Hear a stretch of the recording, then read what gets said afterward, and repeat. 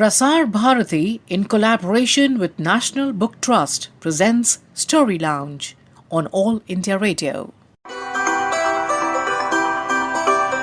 Contrary to popular perception, reading habits are not on the wane due to multiple sources of information emerging on digital platforms. Yet, book publishing is on a downslide. This ultimately affects people who are on the wrong side of the digital divide and cannot afford new gadgets. To support them, Prasar Bharati and National Book Trust have come together to promote books over the radio, which is an affordable medium in the context of our socio-economic milieu. A bouquet of stories in Story Lounge. Today's episode is entitled Birju and the Flying Horse. Hello everybody, I'm Deepa Agarwal here. Well, today I have a story to share with you, and the title of the story is Birju and the Flying Horse. It has been published by National Book Trust India, written by Deepa Agarwal and illustrated by Subir Roy. A boy named Birju lived in a small hut with his parents. His father was a gardener and his mother cleaned people's houses for a living. Birju longed to run and play like other children, but he had a lame leg, so he found it hard to walk even. Now one day his father came home all smiles. "Look, Birju, look what I brought for you," he said. And Birju saw that his father was carrying a rocking horse. Birju was very excited. He had never seen a rocking horse before and he had hardly any toys. So right away he climbed onto the rocking horse and began to rock. He was having so much fun that he kept on rocking. And when he had rocked 101 times, something happened. The horse lurched. Birju was a little frightened. And he was even more surprised when the horse took off. It began to fly. It flew higher and higher, leaving houses, people, and trees far behind. He got even more of a shock when he heard the horse laugh. "Fooled you, didn't I? You thought I was just an ordinary old rocking horse." "That I did," Birju said, holding on tight. "How was I to know?" The horse laughed again. "I can take you anywhere in the world. Where do you want to go?" Birju said, "Towards the east. Let's go east." The horse flew faster than the wind, and Birju was beginning to enjoy himself now. Soon they reached a hill, and what did they see? There was an old woman sitting in a cave spinning.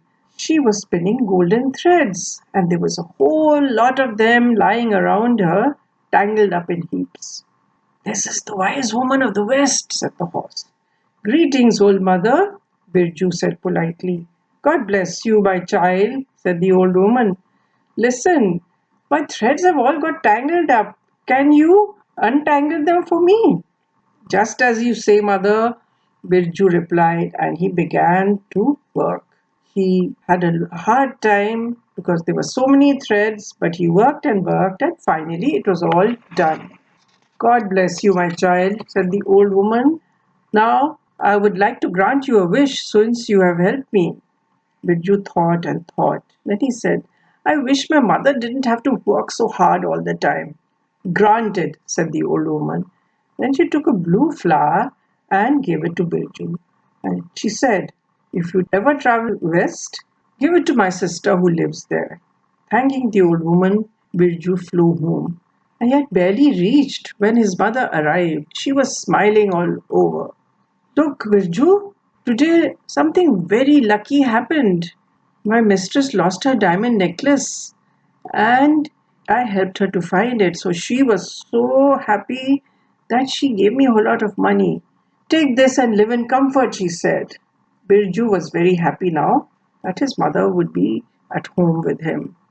Then one day he noticed the blue flower lying in a corner of the hut. "Oh, I must go west right away," he thought. So when his mother had gone to the market, he took off on the flying horse. Well, they flew, and they reached a desert where an old woman sat weaving on a loom. She had bales and bales of cloth lying around her.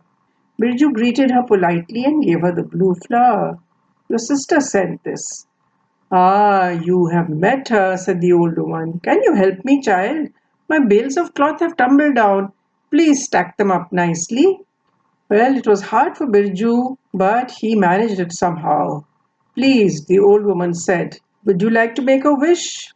Birju thought of his father and said, I wish my father had his own garden to cultivate. Done, said the old one. But now, if you happen to go south, do visit my sister and please give her this. She produced a strange looking nut. Thanking her, Birju flew home. Luckily, his parents were not there, but soon his mother and his father both came back. His father said, I have good news and I have bad news. The good news is my master said, look, there is a vacant piece of land lying and I want to give it to you. Take it, grow your own produce. Then he said sadly, my employer's daughter is seriously ill. The doctors have given up on her. That's really very sad to think about. Birju felt sad too. He quietly went to the horse. Fly south with all speed, he whispered. They took off, and after flying over many distant seas, they came to an island. There they found an old woman embroidering a beautiful tapestry. Birju greeted her and gave her the strange nut her sister had said. Oh, you met my sister? Okay. Well, boy, can you help me? My thread has slipped out of the needle.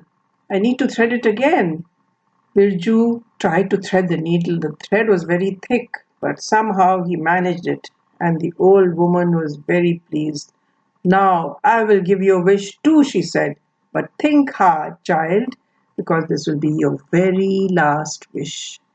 Birju thought of his lame leg. He had always longed for it to become all right, but then he remembered the little girl who was so ill. I wish that the little girl who's so ill becomes all right. The old woman said, granted. But listen, I want you to do one more thing. Do visit our father, the old man of the north. Birju flew home with all speed. Quietly got off the horse so his parents wouldn't notice. Then he limped inside. Did he hear?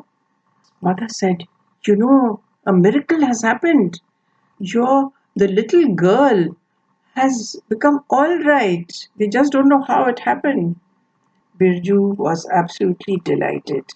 Birju's mother had been rewarded with money again because the master's daughter was okay, but his leg was as lame as ever. One day he decided to visit the old man of the north. Let's fly north, he told the horse. They flew, and they came to a cave on a high snow-covered mountain. An old man with a long beard was sitting at the entrance. Who comes here? He asked. It's me, Birju. Your daughter has asked me to visit you. Get off the horse. You have to approach me on foot, said the old man. But I am lame. I'm afraid I'll slip. Do as I say, said the old man. Do it, Birju. Hee hee hee. The horse whinnied. Hesitantly, Birju got off the horse. He put one leg on the ground and another, and then he got the biggest surprise of his life. He was standing straight and walking. Actually walking. How can I thank you? He told the old man. I need no thanks, said the old man. Go and see your parents, and may you always be happy and prosperous. The flying horse flew back faster than ever. Birju's parents were overwhelmed when they saw him come running on his own 2 feet. They all lived happily ever after on a little plot of land. Thanks a lot for listening, and goodbye now. You were listening to Story Lounge, produced by the World Service of All India Radio on behalf of Prasar Bharati in association with the National Book Trust.